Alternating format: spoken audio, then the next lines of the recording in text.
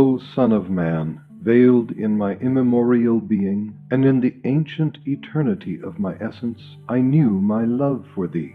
Therefore I created thee, have engraved on thee mine image, and revealed to thee my beauty.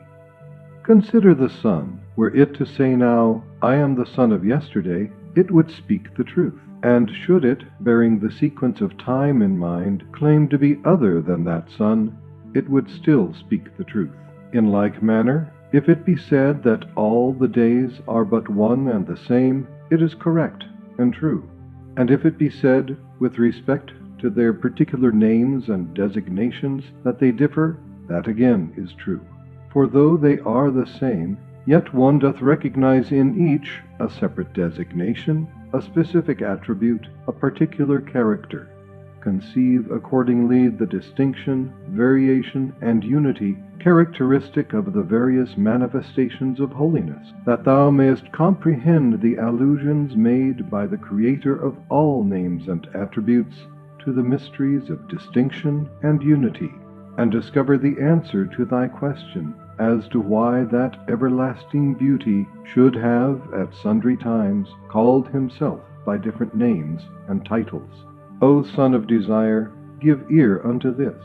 Never shall mortal eye recognize the everlasting beauty, nor the lifeless heart delight in aught but in the withered bloom, for like seeketh like, and taketh pleasure in the company of its kind. It hath ever been evident that all these divergences of utterance are attributable to differences of station.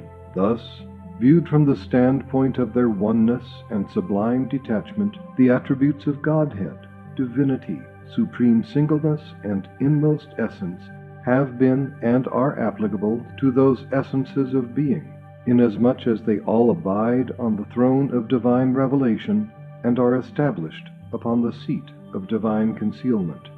Through their appearance, the revelation of God is made manifest, and by their countenance the beauty of God is revealed. Thus it is that the accents of God himself have been heard, uttered by these manifestations of the divine being. O Son of Man, neglect not my commandments if thou lovest my beauty, and forget not my counsels if thou wouldst attain my good pleasure. O Son of Man, divest not thyself of my beauteous robe, and forfeit not thy portion from my wondrous fountain, lest thou should thirst for evermore. He who is the day-spring of truth is no doubt fully capable of rescuing from such remoteness wayward souls, and of causing them to draw nigh unto his court and attain his presence.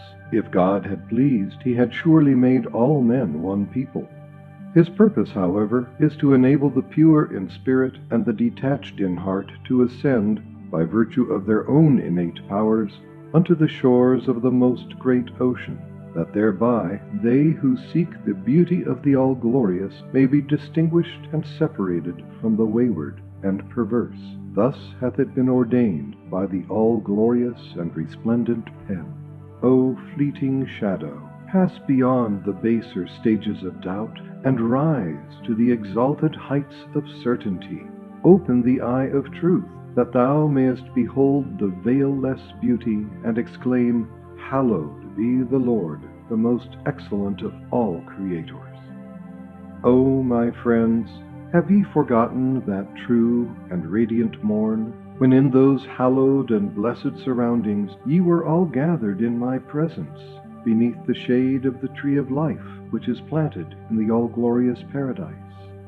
Awestruck, ye listened as I gave utterance to these three most holy words. O friends, prefer not your will to mine, never desire that which I have not desired for you, and approach me not with lifeless hearts defiled with worldly desires and cravings. Would ye but sanctify your souls, ye would at this present hour recall that place and those surroundings, and the truth of my utterance should be made evident unto all of you. Arise, and proclaim unto the entire creation the tidings that he who is the All-Merciful hath directed his steps towards the Rizwan, and entered it. Guide then the people under the garden of delight, which God hath made the throne of his paradise. We have chosen thee to be our most mighty trumpet, whose blast is to signalize the resurrection of all mankind. O friends, it behoveth you to refresh and revive your souls through the gracious favors which, in this divine, this soul-stirring springtime, are being showered upon you. The day-star of his great glory hath shed its radiance upon you, and the clouds of his limitless grace have overshadowed you. How high the reward of him that hath not deprived himself of so great a bounty, nor failed to recognize the beauty of his best beloved in this, his new attire. O son of dust, blind thine eyes, that thou mayest behold my beauty.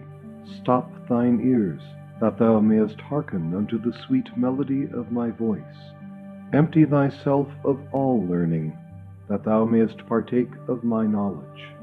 And sanctify thyself from riches, that thou mayest obtain a lasting share from the ocean of my eternal wealth. Blind thine eyes, that is, to all save my beauty. Stop thine ears to all save my word.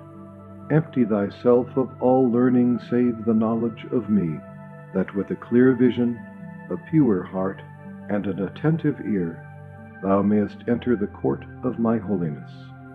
Thou art he through whom the ensign, praiseworthy art thou in thy works, hath been lifted up, and the standard, obeyed art thou in thy behest, hath been unfurled.